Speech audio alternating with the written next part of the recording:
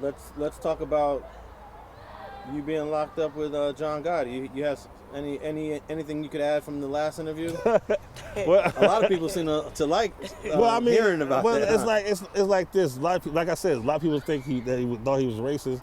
He wasn't racist. I mean, we even had the conversation that I told him people think you're racist, and he said he don't know why. He never had an incident on TV or into the public where he did something or said something to some blacks. Everybody that he got into was Italians. So, you know, if he was racist, like you said, if he was racist, you know, it was with his own people.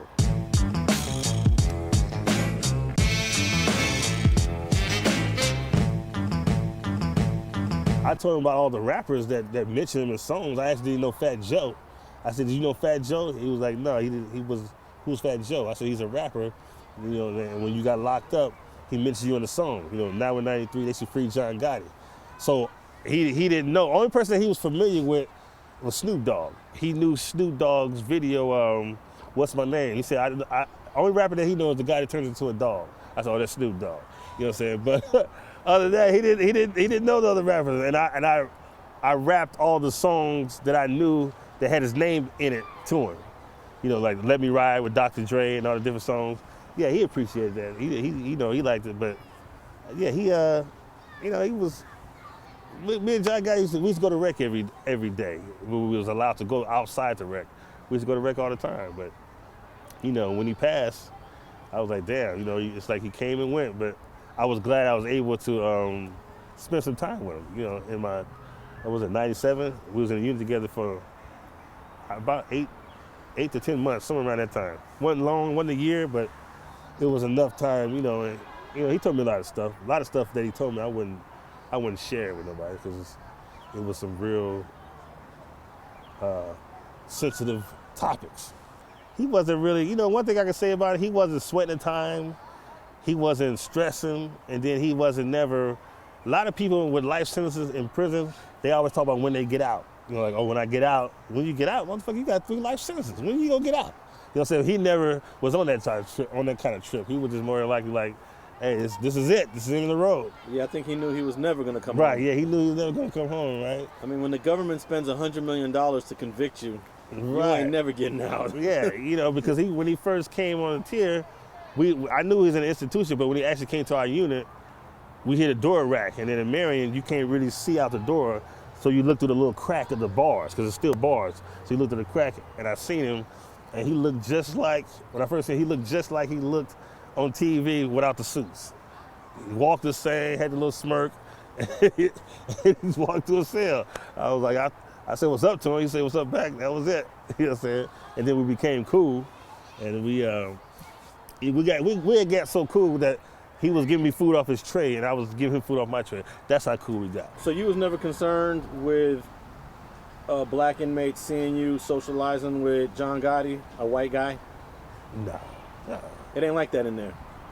No, it ain't that kind of racial tension, you know, not like that. I mean, don't get me wrong, you got sections where the Bloods eat, the Crips, the Blacks, the Hispanics. Everybody has a section where they eat, but I mean, that one, Marion is not it's a small population. It's probably only like 500 people at Marion. It was only like, 18 people on the top tier, 17 on top, 17 on the bottom. So that's 34 people. And then they're not gonna fill the jail up. I mean, they're not gonna fill the unit up. So it was only probably like 27 people in there, you know, but no, it wasn't, they're not on that type of hype up in there, you know. More people was trying to talk to him than anything. And he didn't socialize with everybody. He didn't talk to everybody. I'm just kind of, you know, known. So he was just, you know, we lived on the same tier and we was cool. So he would just come and get me. We go to rec, we would rec all day. And you know, a lot of times we just walk in the rec, a lot of white guys, mostly like ABs or skinheads, they be trying to holler, hey, they be trying to holler, but he didn't really know what to say to him. Like, what's up? You know, he'd be like, what's up? And they'd be like, hey, what's up, man? And they'd ask him questions. And he'd be like, where the hell they get these questions from? You know, in his mind, like, then he'll walk off. I mean, we'll keep walking the track because the Marion is sectioned off in the D, E, F unit and C and B, but it's just a gate separating, you know, the next yard might be to where that bathroom is at. You can't really, well, not that far, but to halfway there, you can talk and hear each other and see, but yeah, that's about it, man. You know, Gotti was cool, man. Did he ever talk about how frustrated he was, how the government flipped Sammy the Bull to become one of the biggest He didn't rats. know. He didn't want to talk about Sammy Bull. Yeah. Sammy Bull came on TV, and somebody had called him. And he was like, it was like turn it to the channel, because in Marion you got to watch everything off the TV, movies and TV, everything. And they got the plugs. So somebody yelled up there, but we all saw it. It was Sammy the Bull when he got busted in Arizona with the ecstasy ring or something. And they was, hey, turn it in. He was like, I don't want to watch it. I don't want to do nothing. No, he didn't tell you that. He didn't even talk. Somebody mentioned he shut it down. He don't want to talk about it. One writer said that Sammy the Bull Gravano admitted to killing more people than Jeffrey Dahmer did. Wow. But he got out after 5 years. Hey. How does that work? I have no idea, but hey, I mean, everybody's seen it happen. I mean, because everybody know the case, and everybody know that he went to jail and he confessed to some murders. And what? How many years did he do in jail? 5. 5 years, and boom, he's back out and dealing more, into more crime or whatever, and get caught up again. I mean, it's like the dudes he was dealing with. Y'all don't know who this is?